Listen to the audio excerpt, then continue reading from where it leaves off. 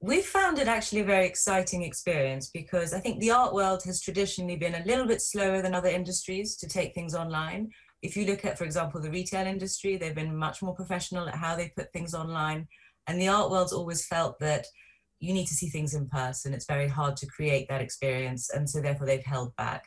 But at the same time, younger generations of collectors are very comfortable online. They buy art online. And so in a way, we have to kind of keep up with them and catch up and be able to provide that online experience. So going forwards, we'll keep online as a kind of platform for us, but nothing replaces, seeing art firsthand. And art fairs like this are also critical for the global art economy. I mean, we're talking about a regional context here, but in terms of the global art economy, how do you think art has performed as an asset class throughout this pandemic? The art market's contracted by something like 30%.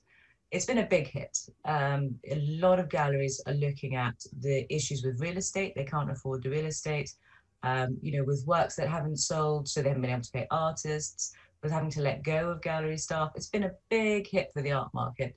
But I think people are gradually getting used to this online, sort of sales process, and hopefully there's a way forward from there. And certainly, with the good news about the vaccine coming out, at least there's an end in sight and people can plan toward that. And for us, we've tried very hard to sort of support regional artists and look at new markets. For example, artists from the African continent, which we've been doing this year, artists, from galleries from India. We've been looking around us and kind of looking at different centers for the markets and sort of trying to support there, as well as, of course, our local galleries. And that's more important than ever. So, for example, normally as a fair, we charge galleries to come and sort of participate in the fair and have a physical presence. This year, we haven't charged anything for the galleries to have that presence online, because it's all about trying to support them in what's been a very challenging year. And we know that the platform has changed this year for Abu Dhabi Art, moving from that physical space to a virtual space. Did that impact sales at all? Could you give us any insight into the type of sales volume you saw coming out of this event and how it compares to previous years? I mean, it's definitely less. I can't say we're, sort of doing as well as previous years, but there's a commitment to supporting the galleries, to supporting the artists, and there's a lot of sales still coming through now.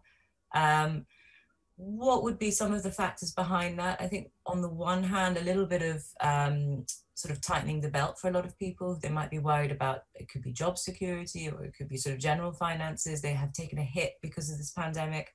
And then on the other hand, that, as you say, that kind of desirability of sort of seeing a work and wanting it immediately is taken away. You have to attract people to the virtual platform, make sure they're spending time on it. And that does impact sales because, more sales happen in real life when the gallerist talks to you about the artist's work, when you're in front of it and you have that immediate connection you were talking about earlier, that sort of falling in love with the work at first sight. So those things we have to navigate. But at the same time, I think the UAE is pretty special, and Abu Dhabi certainly is, in supporting artists and galleries and wanting them to thrive. So we are seeing that happening despite these challenges.